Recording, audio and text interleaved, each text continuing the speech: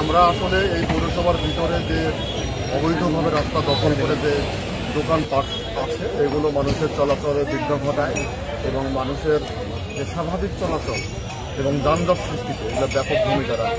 সেজন্যই মূলত আমাদের এই অভিযান পরিচালনা করা।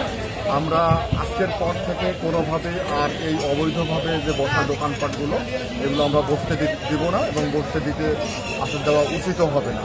এক্ষেত্রে আমি জনগণের সহায়তা কামনা করছি। আপনারা যারা প্রেস আছেন, বিভিন্ন ধরনের মিডিয়া আছেন, সকলের সহায়তা কামনা করছি যাতে আমরা এই ধরনের ভালো কাজগুলোকে উৎসাহিত করতে পারি এবং সঠিকভাবে এই কাজগুলো করতে পারি। সমাজের সকলে যদি এই ভালো কাজগুলোকে এগিয়ে আসে, আমার মনে হয় বগুড়া শহরকে একটা আমরা আধুনিক শহরে রূপান্তর করতে পারবো এবং খুব বসবাসযোগ্য শহর হিসেবে গড়ে তুলতে পারবো।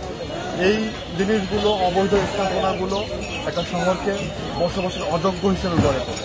এগুলো যদি আমরা অপসারণ না করতে পারি তাহলে এই শহরকে বসবাসযোগ্য হিসেবে গড়ে তোলা যাবে না এবং একটি যানজটের শহর হিসেবে এটা রূপান্তরিত হয়ে থাকে। আমরা এই যানজটের শহরকে একটা ভালো বসবাসযোগ্য এবং ভালো চলাচলযোগ্য একটা শহর হিসেবে রূপান্তরিত করতে চাই। তারই প্রতিশ্রুতিতে, তারই কারণে আমরা এই অভিযানগুলো পরিচালনা করি। অভিযান চলার পরে কিন্তু আবার পুনরায় পরের দিন বসে। আমরা বিগত সময়গুলোতে এরকমই দেখেছি, কিন্তু এ সময় আজকের পর থেকে আর এরকম করতে দেওয়া হবে না। আমরা এগুলো স্থায়ীভাবে রিমুভ করবো, নির্মূল করবো। এই অভিযানটা জেলা পুলিশ না আপনার হলো? আমরা জেলা পুলিশের তরফ থেকে পুলিশ সুপার মহোদয়ের নির্দেশে আমরা এই